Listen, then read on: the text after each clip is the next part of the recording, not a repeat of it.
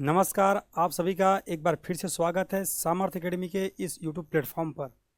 जैसा कि आप लोग हमें लगातार कांटेक्ट कर रहे थे और कह रहे थे सर हमको राज्य प्रदर्शन की सीरीज़ को जल्दी से जल्दी कंप्लीट करा दीजिए, तो आप सबके डिमांड पर आज से अब फिर से स्टार्ट हो रहा है राज्य प्रदर्शन की सीरीज़। और जहाँ से हमने उसको छोड़ा था वहीं से आगे हम लोग कंटिन्यू करेंगे। आज हम लोग पढ़ने वाले उड़ीसा राज्य के बारे में, इसके बाद आंध्र प्रदेश और तेलंगाना को कंप्लीट करेंगे। देन हम लोग चलेंगे ईस्ट इंडिया की ओर, है ना। ईस्ट इंडिया मतलब अंग्रेज़ों की तरफ नहीं, हमारे भारत के पूर्वी राज्यों के बारे में हम जानकारी इकट्ठा करेंगे जो एग्ज़ाम के पॉइंट ऑफ व्यू से इम्पोर्टेंट है। उसके बाद उत्तर भारत की ओर हम लोग अग्रसर होंगे। आज हम लोग उड़ीसा राज्य को पढ़ें उससे पहले आप सबको क्या करना है, आप सबको करना है, आप अगर हमारे साथ पहली बार जुड़ रहे हैं तो आपको करना है सामर्थ्य एकेडमी के इस यूट्यूब प्लेटफॉर्म को सब्सक्राइब और साथ ही साथ बेल आइकन को करना है प्रेस। क्योंकि अगर आपको अपना फाउंडेशन मजबूत करना है, अगर आप पहली बार तैयारी करना चाहते हैं, आप बिगिनर हैं, किसी भी प्रकार का आपको कोई भी समस्या है पढ़ने में, किसी भी प्रकार की कठिनाई आती है, तो आप हमारे नंबर पर हमको कांटेक्ट कर सकते हैं।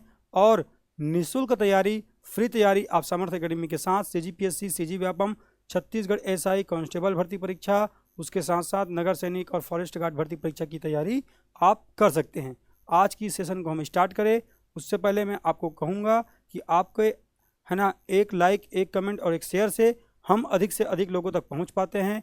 आप जब कमेंट करते हैं तो हमको मोटिवेशन मिलता है, तो आप शेयर भी करना नहीं भूलिएगा और साथ साथ आपको कमेंट करना भी है। अगर हमसे कुछ गलतियां होती है तो आप हमें कमेंट बॉक्स में बता सकते हैं ताकि हम उसको और बेहतर करने का प्रयास करेंगे। तो चलिए आज की इस सेशन को स्टार्ट करते हैं, आज की इस क्लास को स्टार्ट करते हैं और देखते हैं उड़ीसा राज्य से आने वाले प्रश्नों को जो एग्ज़ाम में महत्वपूर्ण हो सकते हैं। हमने राज्य प्रदर्शन पढ़ना स्टार्ट किया तब हम सभी राज्यों में सबसे पहले क्या देखते हैं, उस राज्य का एक ओवरव्यू, एक सामान्य परिचय। तो उड़ीसा राज्य का भी एक सामान्य परिचय देखते हैं सरसरी निगाह से। सबसे पहले देखते हैं सामान्य परिचय में गठन।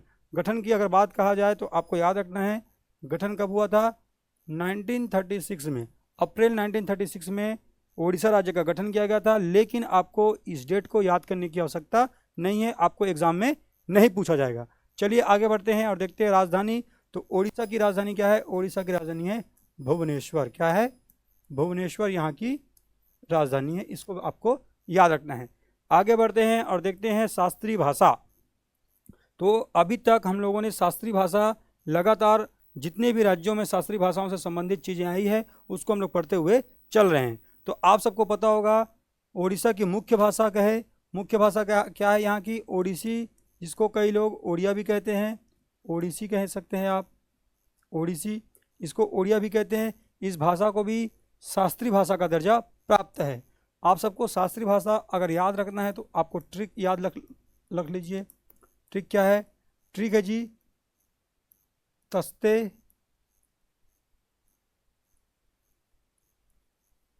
कम ओ, ठीक है, ऐसे आपको याद रखना है, तस्ते कम ओ। इससे क्या हो जाएगा, त से हो जाएगा तमिल, स से संस्कृत, ते से तेलुगु, क से कन्नड़, म से मलयालम, ओ से ओडिसी। ये 6 शास्त्रीय भाषा जो है पहले से ही हमारे यहाँ दर्ज है शास्त्रीय भाषाओं में। इस साल अभी कैबिनेट में जो फैसला लिया गया उसमें 5 और भाषाओं की बात कही गई, जिसमें बंगाली, असमिया, पाली, प्राकृत और एक है मराठी। क्या है, मराठी।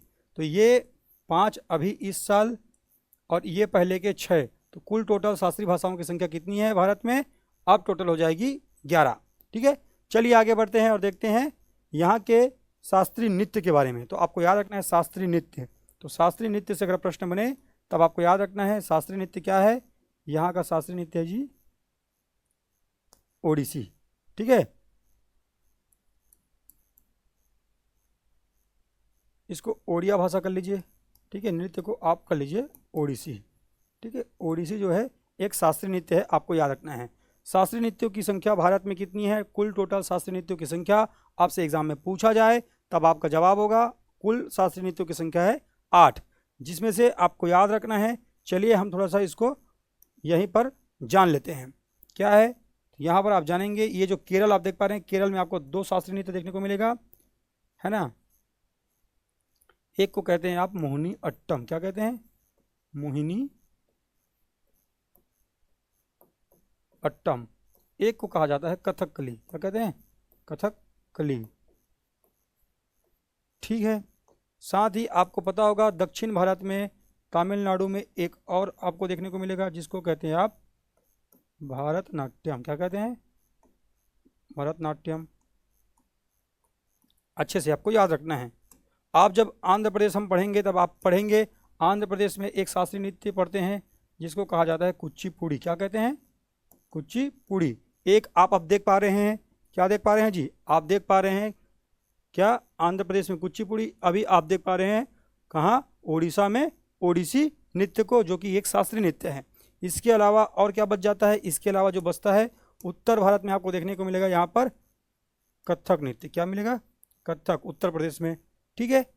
चलिए बढ़ते हैं थोड़ा सा पूर्वी भारत की ओर। और पूर्वी भारत में जब आप जाएंगे तब आप देखेंगे ये जो असम है यहाँ पर आपको देखने को मिलेगा सत्रिया, क्या मिलेगा, सत्रिया। असम में सत्रिया देखने को मिलेगा, यह भी एक शास्त्रीय नृत्य है। इसी के साथ अगर आप देखेंगे ये है मणिपुर, और मणिपुर में मिलेगी आपको मणिपुरी, क्या मिलेगा जी, मणिपुरी। तो ये कुल टोटल 8 हो जाएंगे, 1 2 3 4 5 6 7 और ओडिसी करके 8। इस 8 शास्त्रीय नृत्य है भारत में। चलिए आगे बढ़ते हैं और देखते हैं विधानसभा की सीटें। आपको मैं लगातार बोल रहा हूँ, आपको याद करने की जरूरत नहीं है, केवल इसको आपको ओवरव्यू के रूप में देखना है। विधानसभा की सीटें 147, लोकसभा की सीटें 21, जबकि राज्यसभा की सीटें कितनी है यहाँ पर राज्यसभा की कुल सीटें हैं जी 10। आगे देखें मुख्यमंत्री के बारे में, तो आपको याद रखना है मोहन चरण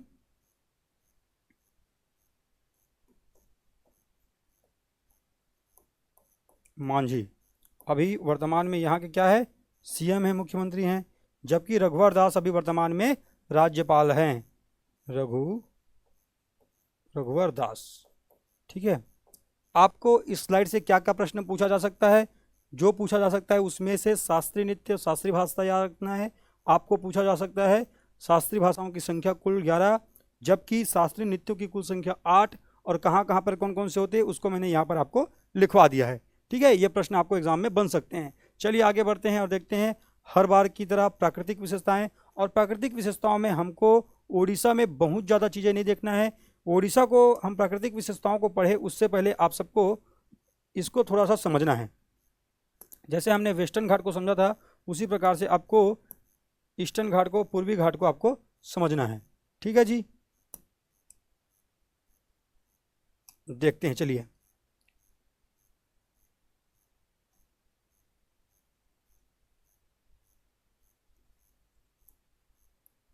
देखिए, ये जो है इसको कहा जाएगा पूर्वी घाट, क्या कहेंगे, पूर्वी घाट।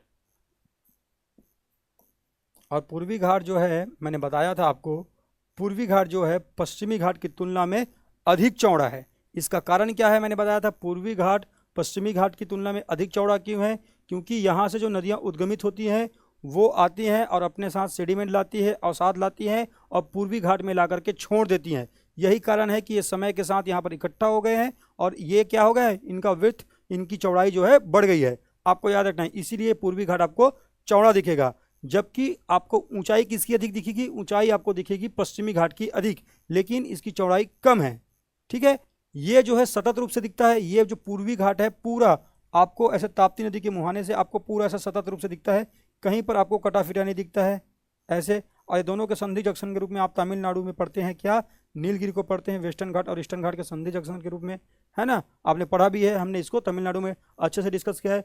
लेकिन जो ये पूर्वी घाट है, जिसको पूर्वी घाट आप कह रहे हैं, ये इधर से आने वाली नदियों के चलते ऐसे क्या हो जाता है जी, ये पूरा ऐसा कटा फिटा आपको दिखता है। इसीलिए कहा जाता है पूर्वी घाट जो है सतत रूप से विस्तृत नहीं है, ये बीच बीच से कटा हुआ है। इस बात को अच्छे से याद रखना है, एग्जाम में इससे भी प्रश्न बनते हैं। ये कॉन्सेप्ट वाले प्रश्न है भाई, आपको बुक में केवल फैक्ट पढ़ के निकल लेते हैं और कई बार कॉन्सेप्ट से प्रश्न आ जाता है। तो कारण क्या है पूछा जाएगा तो याद रखना है, नदियों के कटाव के कारण ये जो है कटा हुआ है, डिस्क्रीट रूप से, विविक्त रूप से है, इस बात को याद रखेंगे। चलिए बढ़ते हैं प्राकृतिक विशेषताओं में। आज हम लोग देखेंगे उड़ीसा के पहाड़ियों के बारे में। तो पहाड़ियों के बारे में आपको बहुत ज़्यादा यहाँ पर पढ़ने की आवश्यकता नहीं है, आपको केवल याद रखना है। जैसे कि पूछा जाएगा बताइए गर्जहाट की पहाड़ी कहाँ है, तब आपका दिमाग तुरंत पहुंचना चाहिए गर्जहाट की पहाड़ी उड़ीसा राज्य में स्थित है। पूछा जाएगा बादाम पहाड़ी कहाँ है, आप बताएंगे बादाम की पहाड़ी कहाँ है, उड़ीसा राज्य में है। ये लोहे की खान के लिए फेमस है, लोहे की अयस्क यहाँ पे पाई जाती है। और लोहा कौन से क्रम के चट्टानों में मिलता है, धारवाड़ क्रम के चट्टानों में प्राप्त होता है। इसको भी आपको याद रखना है। चलिए देखते हैं पर्वतों के बारे में। पर्वत श्रृंखलाएं क्या है, गर्जहाट की पहाड़ी एक नाम याद रखेंगे, इसके साथ बादाम पहाड़ याद रखेंगे। और बादाम पहाड़ क्यों फेमस है, मैंने अभी बताया बादाम पहाड़ फेमस है लौह अयस्क के लिए, लौह अयस्क के लिए।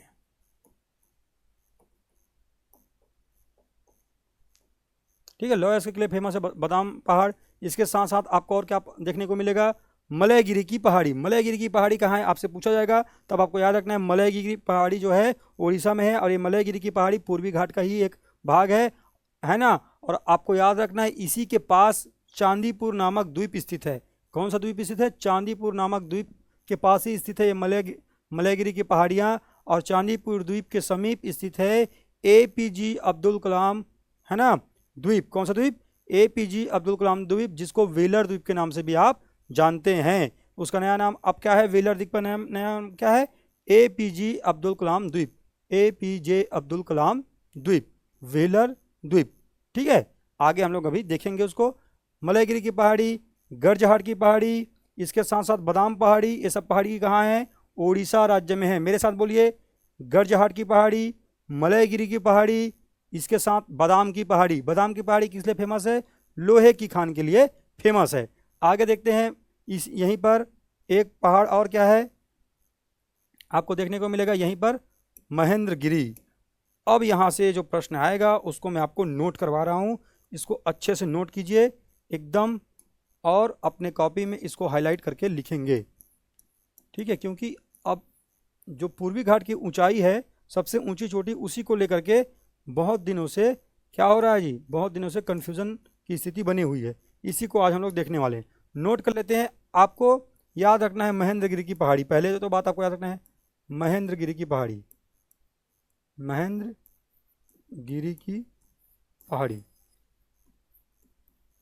कहीं कहीं पर इसकी ऊंचाई 1501 देखने को मिलेगी। हमको ऊंचाई में नहीं जाना, आपको याद रखना है महेंद्रगिरी की पहाड़ी। सामान्यतः अधिकतम पुस्तकों में आपको अभी भी महेंद्रगिरी की पहाड़ी को पूर्वी घाट की सबसे ऊंची चोटी देखने को मिलेगा। क्या कहा मैंने, सामान्यतः, सामान्यतः। ठीक है,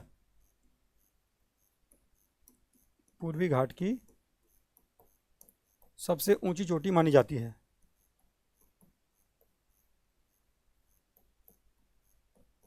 लेकिन आप याद रखेंगे ये कहाँ है, ये उड़ीसा में है, पूर्वी घाट की, है ना, पूर्वी घाट का ही भाग है।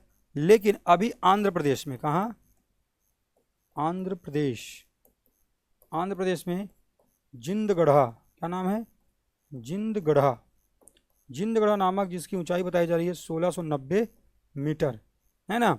इसको बताया जा रहा है क्या है, आंध्र प्रदेश में जिंदगढ़ा को सबसे ऊंची चोटी बताई जा रही है, किसकी, पूर्वी घाट की। और ये कहाँ पर है, आंध्र प्रदेश में। क्या है इसका नाम, जिंदगढ़ा। इसको सबसे ऊंची चोटी मानी जा रही है, किसकी, पूर्वी घाट की।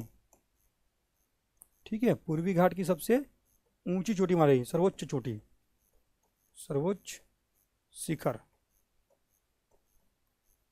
लेकिन अगर एग्जाम में दोनों एक साथ आ जाए तब आपको क्या करना है, अगर दोनों एक साथ आ जाए तब आप जिंदगढ़ा को टिक लगा के आइए, क्योंकि अभी तक जिंदगढ़ा को वो पूछ लिया, उसमें नाम को मेंशन कर दिया, इसका मतलब वो चाहता है, वो जानना चाहता है, वो बताना चाहता है कि जिंदगढ़ा जो है पूर्वी घाट की सबसे ऊंची चोटी है। ठीक है, इसको आपको याद रखना है, महेंद्रगिरी और जिंदगढ़ा, इस बात को अच्छे से याद रखेंगे। चलिए बढ़ते हैं, तो क्या क्या पहाड़ियाँ पढ़े हैं हम लोग।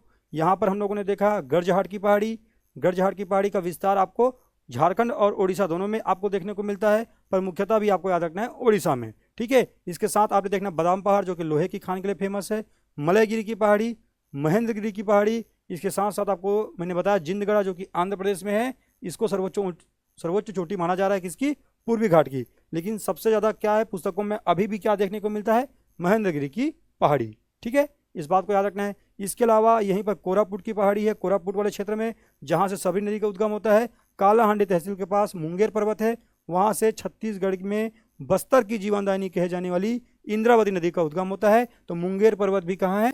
ओडिशा राज्य में स्थित है। ठीक है, चलिए बढ़ते हैं आगे और देखते हैं प्रमुख नदियों के बारे में। नदियों वाले सेगमेंट में आपको डायरेक्ट क्या याद रखना है? स्वर्णरेखा नदी के बारे में आपको याद रखना है। स्वर्णरेखा नदी, स्वर्णरेखा नदी की अगर आप बात करेंगे तो आपको सीधा सा याद रखना है उद्गम।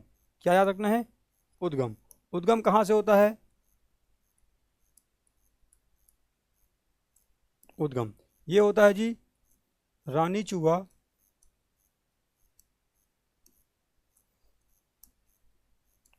रांची झारखंड से। कहाँ से?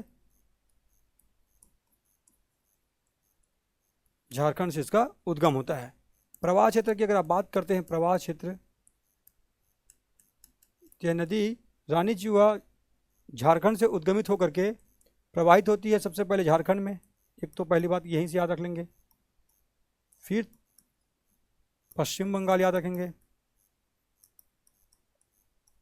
और क्या है? ओडिशा। ये 3 राज्यों में आपको इसका प्रवाह देखने को मिलता है। ठीक है, इसके अलावा विसर्जन क्या है? तो विसर्जन आपको याद रखना है, विसर्जन जी है बे ऑफ बंगाल में होता है, बे ऑफ बंगाल में याद रखना है, बंगाल की खाड़ी में इसका विसर्जन हो जाता है, इस बात को याद रखना है। स्वर्णरेखा नदी के नदियों में जो बालू मिलते हैं, जो रेत मिलते हैं, उसमें सोने की कण पाए जाते हैं, ऐसा कहा जाता है, आपको याद रखना है। लेकिन वो आपके काम का नहीं है। काम का क्या है पूछा जाएगा, बताइए। स्वर्णरेखा नदी के तट पर तटवर्ती शहर आपसे पूछा जाएगा, तटवर्ती शहर। तटवर्ती शहर क्या है? तो आपको याद रखना है, तटवर्ती शहर में टाटानगर और जमशेदपुर। जमशेदपुर, इस बात को आपको याद रखना है। ठीक है, तटवर्ती शहर में। इसके अलावा आपको क्या याद रखना है? इसके अलावा आपको याद रखना है स्वर्णरेखा नदी पर एक जलप्रपात है, जलप्रपात, जलप्रपात। और वो जलप्रपात क्या है? हुंडरू जलप्रपात। क्या है?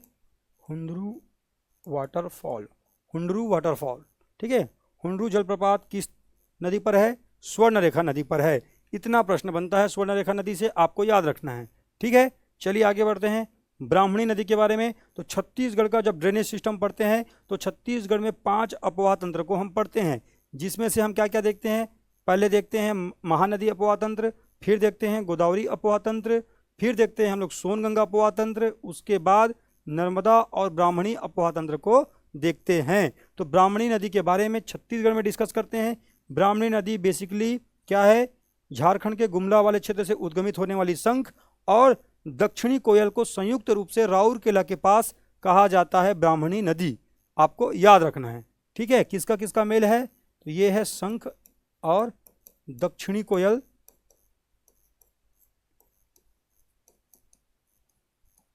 की संयुक्त धारा को क्या कहा जाता है? कहा जाता है ब्राह्मणी।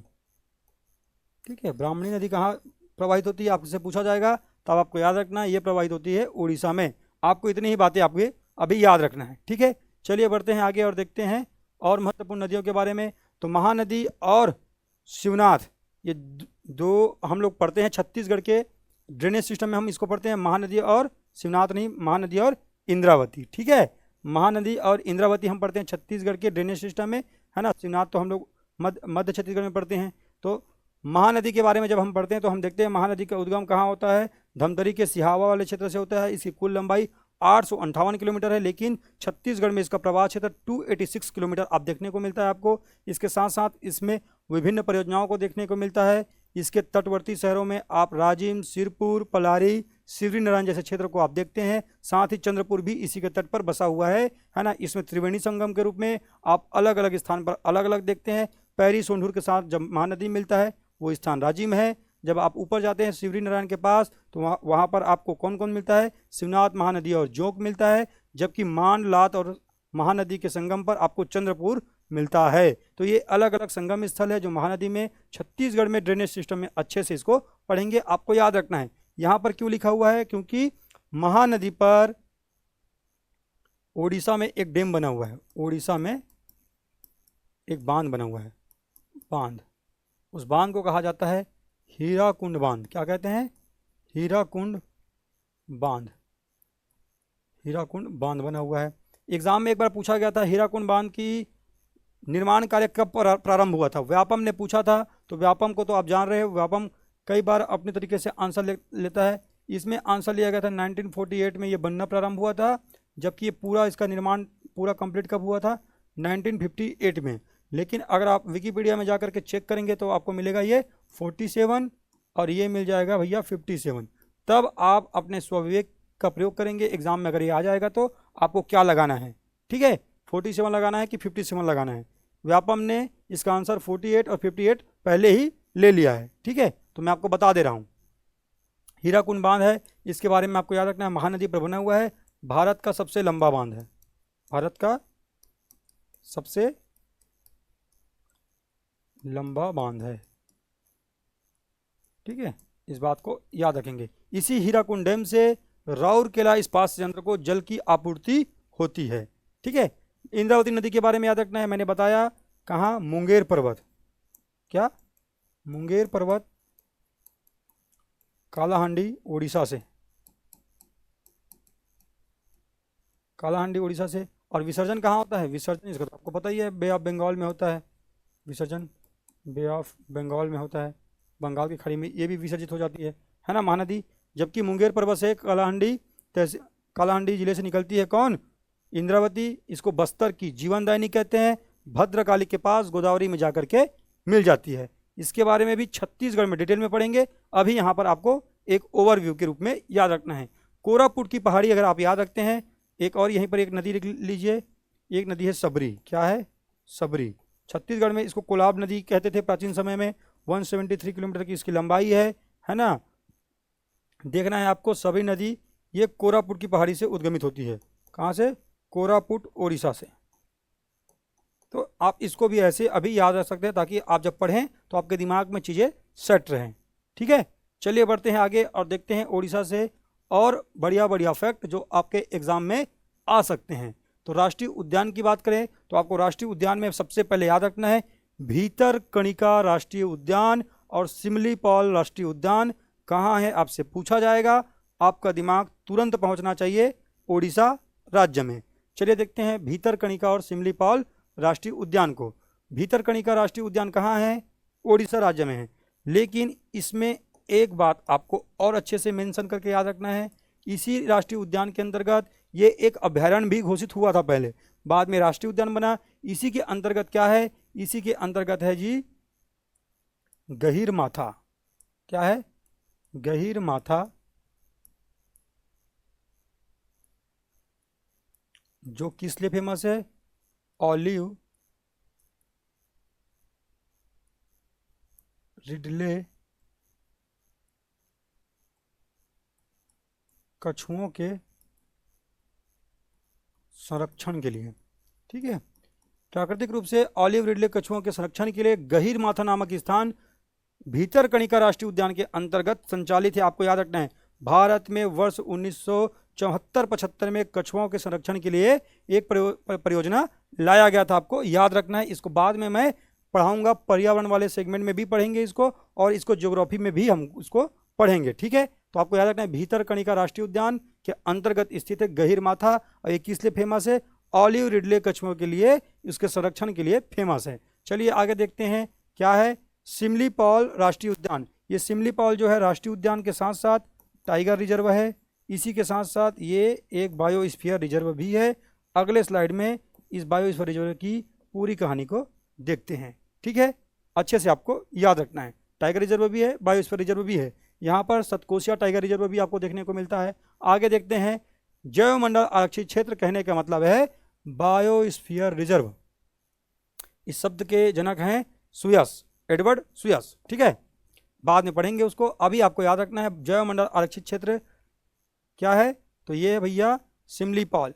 कब बना था? 1994 में बना था सिमलीपाल, बायोस्फीयर रिजर्व बना था। और आपको याद रखना है बायोस्फीयर रिजर्व के बारे में,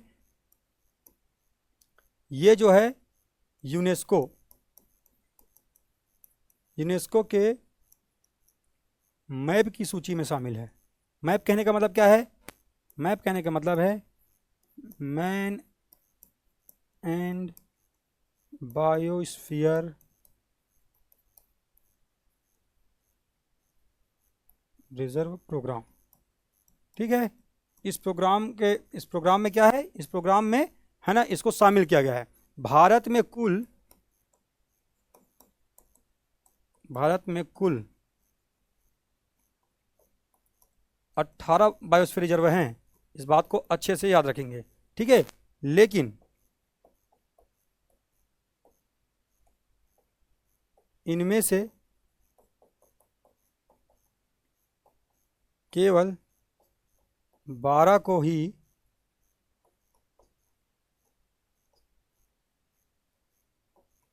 मैप में शामिल किया गया है। ठीक है, तो यूनेस्को के मैप में कौन कौन शामिल है, 12 ही शामिल है 18 में से, और पन्ना सबसे नवीनतम है इसमें शामिल होने वाला। ठीक है, शामिल। तो इन सब तथ्यों को भी आपको याद रखते चलना है। ठीक है, आगे जब हम पढ़ेंगे तो हमको याद करने में आसानी होगा। अभी हल्का हल्का चीज़ें हम अपने दिमाग में धीरे धीरे लेयर बाय लेयर चढ़ाते हुए चल रहे हैं। ठीक है, चलिए आगे बढ़ते हैं और देखते हैं क्या है अगले। रामसर स्थल, तो रामसर स्थल के बारे में मैं जब भी आता हूँ बताता हूँ। 2 फरवरी वर्ष 1971 ईरान के रामसर स्थल में आर्द्र भूमियों के संरक्षण के लिए एक कन्वेंशन हुआ, जिसको आप कहते हैं क्या, जिसको आप कहते हैं रामसर कन्वेंशन। और इसी रामसर कन्वेंशन में आर्द्र भूमियों के संरक्षण के लिए एक निर्णय लिया गया। इसीलिए 2 फरवरी को विश्व आर्द्र भूमि के रूप में मनाया जाता है, क्योंकि 2 फरवरी को ही क्या हुआ था, ये कन्वेंशन ईरान के रामसर स्थल में हुआ था।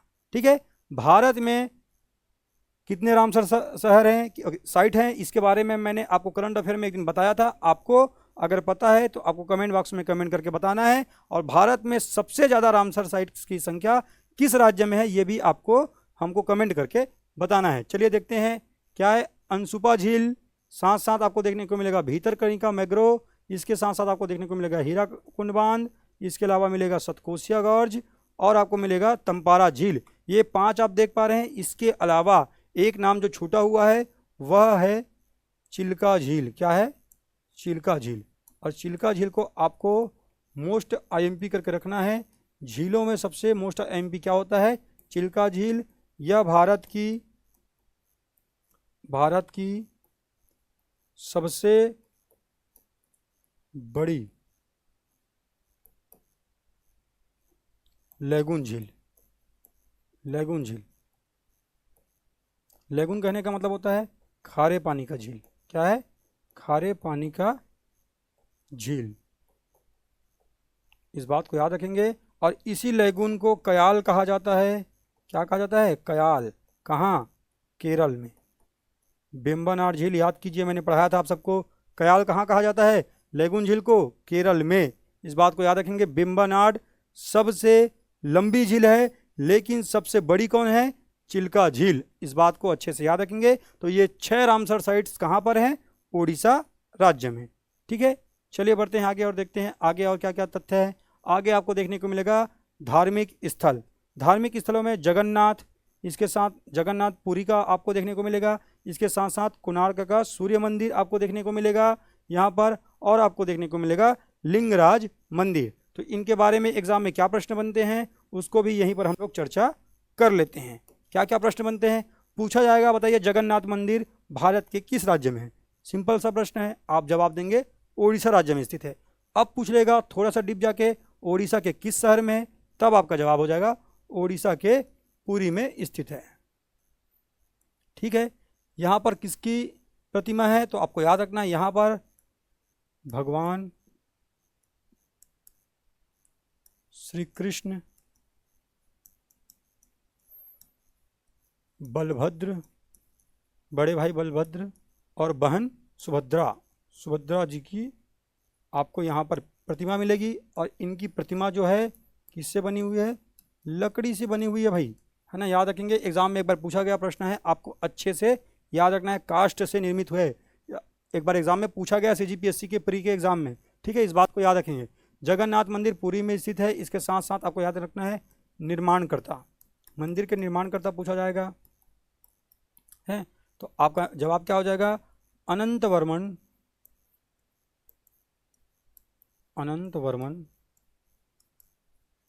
चोड़गंग। ठीक है, इन्होंने करवाया था इनका निर्माण।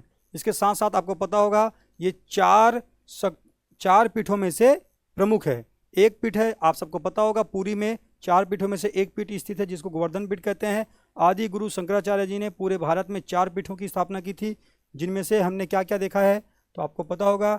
हमने देखा है इधर ज्योतिर्पीठ, ठीक है, उत्तराखंड में।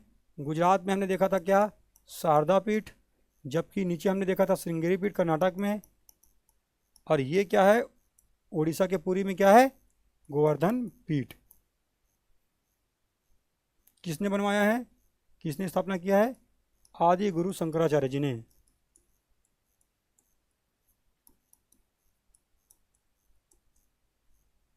ठीक है, इस बात को आप अच्छे से याद रखेंगे। ठीक है, चलिए देखते हैं लिंगराज मंदिर के बारे में। तो लिंगराज मंदिर के बारे में याद रखना है, यह मंदिर जो है उड़ीसा की राजधानी भुवनेश्वर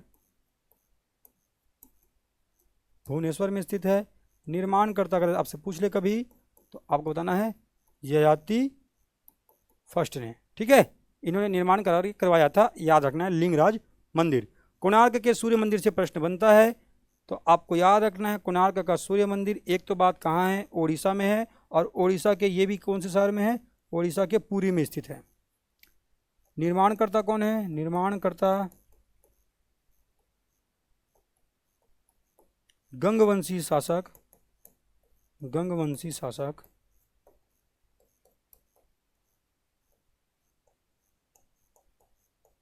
नरसिंह देव प्रथम। कहीं कहीं पर नरसिंह वर्मन प्रथम भी आपको देखने को मिल जाएगा, तो आप उसको भी सही जवाब लगा सकते हैं। गंगवंशी शासक है नरसिंह देव प्रथम। ठीक है, कोणार्क का सूर्य मंदिर, इसको क्या कहा जाता है, इसको कहा जाता है ब्लैक पैगोडा। क्या कहते हैं, ब्लैक पैगोडा। ठीक है, इस बात को अच्छे से आप याद रखेंगे, इसको क्या कहते हैं, ब्लैक पैगोडा। यह जो है यूनेस्को की वर्ल्ड हेरिटेज साइट्स में शामिल है, इसको आपको याद रखना है। विश्व विरासत स्थल में शामिल है कोणार्क का सूर्य मंदिर, इसको अच्छे से आप याद रखेंगे। निर्माण करता है नरसिंह देव प्रथम, जो गंगवंशी शासक है, पुरी में स्थित है। ब्लैक पैगोडा भी इसको कहते हैं। आपको कमेंट बॉक्स में कमेंट करके बताना है ब्लैक पैगोडा का तस्वीर भारत के किस नोट पर छापा जाता है या किस में आपको देखने को मिलता है। ठीक है, चलिए बढ़ते हैं आगे और देखते हैं अगला महत्वपूर्ण सेक्शन, जो कि है खनिज वाले तथ्यों से। खनिज से भी प्रश्न आपको देखने को मिलता है एग्जाम में, खनिज और उद्योग। तो खनिज पहले देख लेते हैं। कोयला उत्पादक क्षेत्रों में आप जब जाते हैं तो आपको पूछा जाएगा कोयला उत्पादक क्षेत्र कौन कौन से, तब आपको एक लाइन में याद रखना है तलचर, झारसुगुड़ा, हिमगिरी, ढेकनाल। तलचर,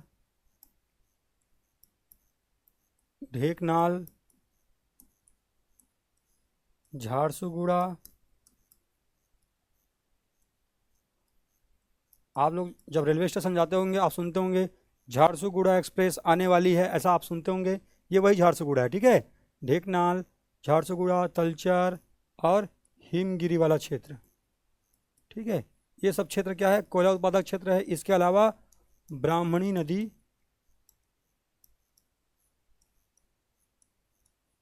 घाटी, ये भी फेमस है कोयला उत्पादक क्षेत्र में। लोहे के लिए जब भी बात आएगी तो आपको याद रखना है कोयला कौन से क्रम के चट्टान में मिलता है ना, चट्टान आपसे पूछा जाएगा एग्जाम में, तो आपको याद रखना है कौन से क्रम के चट्टान में, गोंडवाना क्रम की चट्टान में मिलता है, गोंडवाना क्रम की चट्टान में। ठीक है, इसके बारे में बाद में डिटेल में चर्चा करेंगे। अभी आपको याद रखना है गोंडवाना क्रम की चट्टान में मिलता है क्या, कोयला। कार्बन की मात्रा के अनुसार भारत में इसको अलग अलग भागों में बांटा गया है, जैसे कि एंथ्रेसाइट, बिटुमिनस, लिग्नाइट और पिट। ठीक है, इसको याद रखना है। पूरे भारत में सबसे ज़्यादा सेकेंड ग्रेड का कोयला मिलता है, जिसको आप बोलते हैं क्या, जिसको आप बोलते हैं बिटुमिनस। छत्तीसगढ़ में भी बिटुमिनस टाइप के आपको कोयला देखने को मिलता है। इसके अलावा थर्ड ग्रेड का कोयला अगर आपसे पूछा जाएगा तो आपको याद रखना है थर्ड ग्रेड का कोयला तमिलनाडु में कौन सा वाला क्षेत्र है, नवेली वाला क्षेत्र है, आपको याद रखना है लिग्नाइट वहाँ पर मिलता है। जबकि एंथ्रेसाइट की अगर आप बात करते हैं तो ये जम्मू कश्मीर के रियासी वाले क्षेत्र में आपको देखने को मिलेगा। बाद में इसको डिटेल में मैं और आपको पढ़ाऊँगा। लोहे की अगर आप बात करते हैं तो लोहे में आप देखेंगे कौन सा क्षेत्र है? तो पहले आपको चट्टान याद रखना है। चट्टान क्या है? धारवाड़ क्रम की चट्टान, धारवाड़ क्रम की चट्टान आपको याद रखना है। ठीक है, इसके अलावा आपको क्या याद रखना है? इसके अलावा आपको याद रखना है लोहा धारवाड़ क्रम की चट्टानों में मिलता है। क्षेत्र याद रखना है मयूरभंज, मयूरभंज, क्योंझर, क्योंझर, सुंदरगढ़, और क्या है? बादाम पहाड़। ये वो क्षेत्र हैं जहां आपको लोहा उत्पादक क्षेत्र देखने को मिलेगा उड़ीसा राज्य में। चलिए आगे बढ़ते हैं और देखते हैं क्रोमाइट की अगर आप बात करेंगे तो क्रोमाइट के उत्पादन में, भंडारण में आपको याद रखना है 93% पूरा कहाँ से? ओडिशा राज्य से आपको देखने को मिलेगा क्रोमाइट में। इसका एकाधिकार है, आपको अच्छे से याद रखना है। किसका? ओडिशा राज्य का। आगे आप जाएंगे तो देखेंगे मैग्नीज के बारे में। तो मैग्नीज जब आप पढ़ते हैं तो याद रखना है मैग्नीज भी धारवाड़ क्रम के अवसादी चट्टानों में देखने को मिलेगा। इसमें आपको इसके उत्पादक क्षेत्रों की बात करेंगे और भंडारण क्षेत्र की बात करेंगे तो भंडारण में हमेशा ओडिशा आगे रहता है, उत्पादन में हमेशा मध्य प्रदेश आगे रहता है। ठीक है, तो देखते हैं मैग्नीज की बात करेंगे तो मैग्नीज में क्या है? मैग्नीज में है जी क्योंझर, सुंदरगढ़, ठीक है,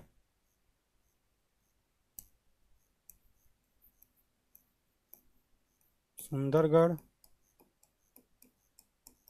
गंजाम, ठीक है, क्योंझर, सुंदरगढ़, गंजाम।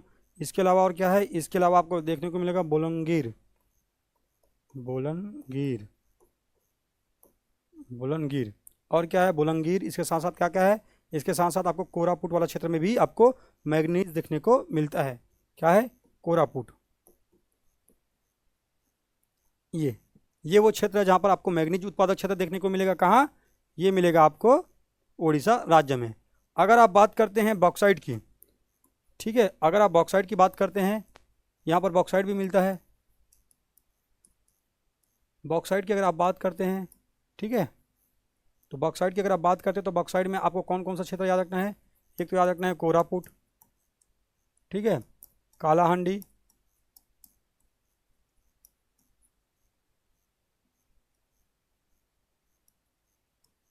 ठीक है, इसके साथ आपको याद रखना है संबलपुर। क्या याद रखना है? संबलपुर। ये वो क्षेत्र है, आपको याद रखना है संबलपुर। इसी संबलपुर के विद्रोह को आप छत्तीसगढ़ में पढ़ते हैं। ये वही संबलपुर है जब आप 1905 में पृथक छत्तीसगढ़ जब आप बनाएंगे, जब आप मैप बनाएंगे, तब आप इस क्षेत्र को उड़ीसा वाले क्षेत्र में आप देंगे। उस समय तत्काल बंगाल को देंगे। ठीक है, तो ये वही वाला संबलपुर है, आपको अच्छे से याद रखना है। ठीक है, 1861 में जब 3 जिले आप देखते हैं आगे चल के, है ना, छत्तीसगढ़ के पढ़ते हैं ना निर्माण में, तब ये वो वाला संबलपुर है, अच्छे से आपको याद रखना है। कोरापुट, कालाहांडी, संबलपुर, बॉक्साइट उत्पादक क्षेत्र। चलिए बढ़ते हैं आगे और देखते हैं ओडिशा के प्रमुख उद्योगों के बारे में। उद्योग की अगर आप बात करते हैं तो आप सबसे पहले देख पा रहे होंगे नेशनल एल्यूमिनियम कॉरपोरेशन लिमिटेड, जो कि है नालको। क्या है? नालको। चलिए मैं आप सबको पूरे भारत में जहाँ जहाँ पर एल्यूमिनियम उत्पादक क्षेत्र हैं उसको यहीं पर लिखवा दे रहा हूँ। ठीक है, क्योंकि एग्ज़ाम में ये पूछा जाता है, इसलिए मैं इसको थोड़ा सा इस पर जोर दे रहा हूँ। चलिए देखते हैं क्या क्या है। तो सबसे पहले हम लोग चालू करते हैं दक्षिण भारत से। ठीक है, दक्षिण भारत में चालू करते हैं। ये जो नालको लिखा हुआ है इसको भी अभी हम लोग देखने वाले हैं। ठीक है, कहाँ कहाँ पर एल्यूमिनियम कॉरपोरेशन है और कौन कौन से क्षेत्र और कौन कौन से देश की सहायता से बने हैं, ये एग्जाम में पूछा जाता है। तो देखते हैं सबसे पहले तमिलनाडु में। तमिलनाडु में देखेंगे 2 क्षेत्र, 2 जगह। एक को कहते हैं मेट्टूर। क्या कहते हैं? मेट्टूर। और एक है सेलम। क्या है? सेलम। ये दोनों में जो जगह है, जो एल्यूमिनियम कारखाना है, उसको कहा जाता है माल्को। क्या कहते हैं? MALCO. Madras aluminium corporation limited, Madras aluminium corporation limited किस शहर की, किस देश की सहायता से बना है? इटली की सहायता से बना है माल्को। ये कहाँ है? तमिलनाडु राज्य में। ठीक है, ये कहाँ है? तमिलनाडु में है। चलिए देखते हैं आगे। तो आपको पता होगा छत्तीसगढ़ का कोरबा और ये महाराष्ट्र का रत्नागिरी। ठीक है, छत्तीसगढ़ का क्या है, कोरबा, और महाराष्ट्र का रत्नागिरी।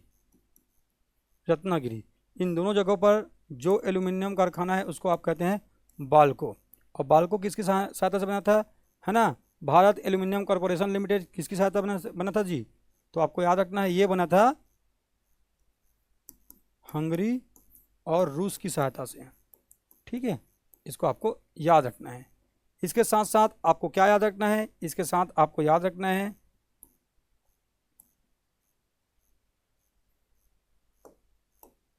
ये है उत्तर प्रदेश। उत्तर प्रदेश के रेणुकूट वाले क्षेत्र में आपको देखने को मिलेगा हिंडाल्को।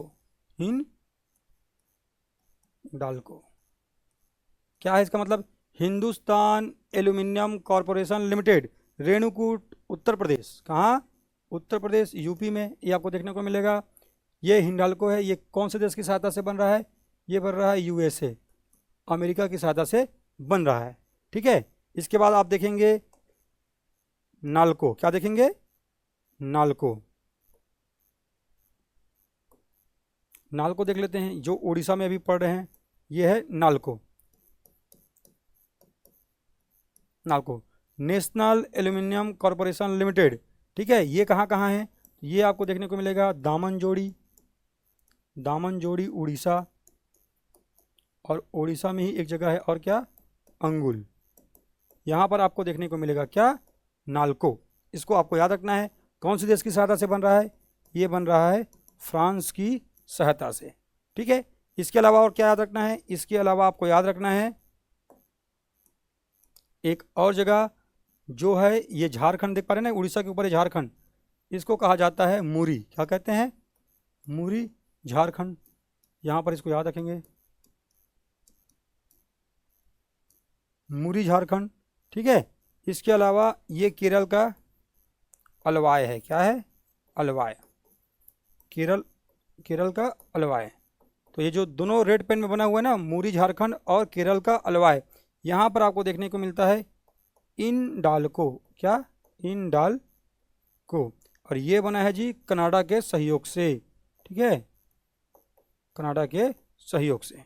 इतनी बातें आपको याद रखना है। ये पूरा भारत में एल्यूमिनियम कॉरपोरेशन के जितने भी है ना आपको ब्रांचेस देखने को मिलते हैं, इंडाल्को हो, हिंडाल्को हो, माल्को हो, नाल्को हो, ये सब को आपको यहीं पर हमने कवर कर लिया है। ठीक है, ये एग्जाम में पूछा जाता है, इसलिए मैंने इसको यहाँ पर डिस्कस कर लिया है। चलिए आगे बढ़ते हैं और देखते हैं क्या है। देखते हैं यहाँ पर आपको देखने को मिल रहा होगा राउरकेला, है ना, इसको हम लोग अगले वाले स्लाइड में देख लेते हैं। चलिए देखते हैं राउरकेला के बारे में। राउरकेला यह है क्या, बेसिकली राउरकेला जो है एक इस्पात संयंत्र है। इस्पात संयंत्र, जैसे आप हमारे यहाँ क्या देखते हैं, हमारे यहाँ देखते हैं ना भिलाई इस्पात संयंत्र, इसी प्रकार से ये है एक इस्पात संयंत्र। एग्जाम में क्या प्रश्न पूछा जाता है वो आप देखिए। इस्पात संयंत्र से जो प्रश्न बनता है एग्जाम में वो ये है, बताइए सेकेंड पंचवर्षीय योजना में, सेकेंड 5 ईयर जो प्लान चल रहा था, द्वितीय पंचवर्षीय जो चल रहा था, उसमें कौन कौन से बने थे और कौन नहीं बना था, और ये जो बने थे उसमें से कौन किसकी सहायता से बने थे, किस देश की सहायता से, ऐसा प्रश्न आपको एग्जाम में देखने को मिलता है। तो इसके लिए आप पहले एक ट्रिक लिखेंगे। ट्रिक क्या है, आपको बोलना है भीरू राज दुबी। क्या बोलना है, भीरू राज दुबी, और बगल में आपको क्या बोलना है, सेकेंड, चलिए इसको ऐसे बोल दीजिए, द्वितीय पंचवर्षीय योजना बोल लीजिए। ठीक है, ऐसा आप इसको बोल लीजिए, तब इससे क्या हो जाएगा, इससे आप अच्छे से आसानी से याद रख पाएंगे। इसमें क्या क्या है इसको आप जानिए। भी का मतलब है भिलाई, रू का मतलब है रूस, ठीक है, रा का मतलब क्या है, राउरकेला, ठीक है, जा का मतलब है जर्मनी, दू का मतलब क्या है, दुर्गापुर, और बी का मतलब क्या है, ब्रिटेन। क्या है, ब्रिटेन। इतनी बातें आपको याद रखना है। अब इससे क्या पता चलता है, आपसे एग्जाम में पूछा जाएगा, बताइए निम्नलिखित में से कौन सा इस्पात संयंत्र द्वितीय पंचवर्षीय योजना में नहीं बना है? तो आपको पहले याद रख लेना है द्वितीय पंचवर्षीय योजना में क्या क्या बन रहा है। भिलाई, राउरकेला, दुर्गापुर। दुर्गापुर कहाँ है? दुर्गापुर है, आपको याद रखना है, वेस्ट बंगाल वाले क्षेत्र में। राउरकेला कहाँ देख रहे हैं आप? देख रहे हैं आज ओडिशा में। भिलाई तो आपको पता है छत्तीसगढ़ में है। ठीक है, तो किसके सहयोग से क्या बना है तो पूछा जाएगा, तो दुर्गापुर बना है ब्रिटेन की सहायता से, राउरकेला जर्मनी के, जबकि भिलाई क्या है? रूस की सहायता से बना है। अब इससे आपको अलग पूछ देगा, जैसे बोकारो पूछ देगा, तो बोकारो कब बना था? तीसरे पंचवर्षीय योजना में बना था। दूसरी पंचवर्षीय योजना पीसी महालनोबिस योजना के रूप से भी जानी जाती है, क्योंकि इसके मॉडल को किसने प्रस्तुत किया था? पीसी महालनोबिस जी ने प्रस्तुत किया था। आपको याद रखना है, मैं पंचवर्षीय योजना पढ़ाऊंगा, एसआई के मेंस के सिलेबस में इसको स्पेशल रूप से मेंशन किया गया है। ठीक है, चलिए आगे बढ़ते हैं। तो राउरकेला इस्पात संयंत्र कहाँ है? ये है भैया उड़ीसा में। हीराकुंड बांध से इसको जल की आपूर्ति होती है, इसको याद रखना है। ठीक है, चलिए बढ़ते हैं आगे। उससे पहले आपको बता दें अन्य महत्वपूर्ण स्थलों को। अन्य महत्वपूर्ण स्थलों में यहाँ से क्या छूट जा रहा था? अन्य महत्वपूर्ण स्थलों में आपको पहले याद रखना है कटक। क्या याद रखना है? कटक। इसको आपको हाईलाइट करके याद रखना है, कटक। ठीक है, कटक क्या है? तो आपको याद रखना है राष्ट्रीय चावल अनुसंधान केंद्र। क्या है? चावल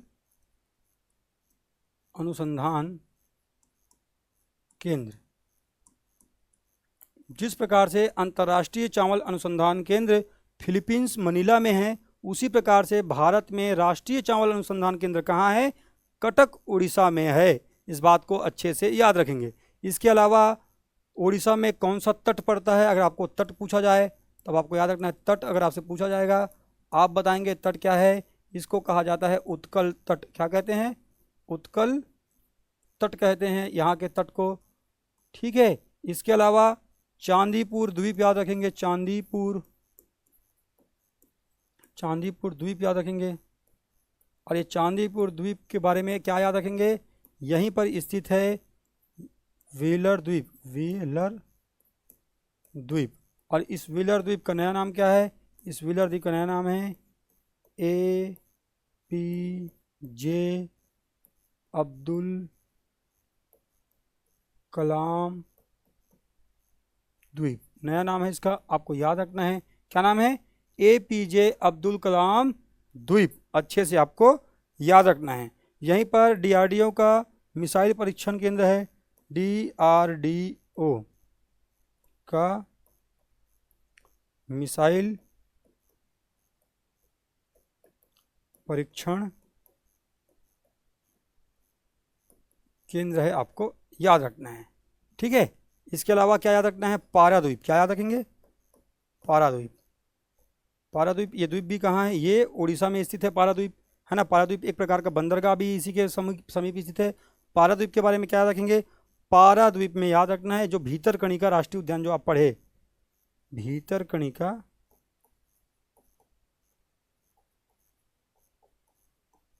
राष्ट्रीय उद्यान के समीप स्थित है, समीप स्थित।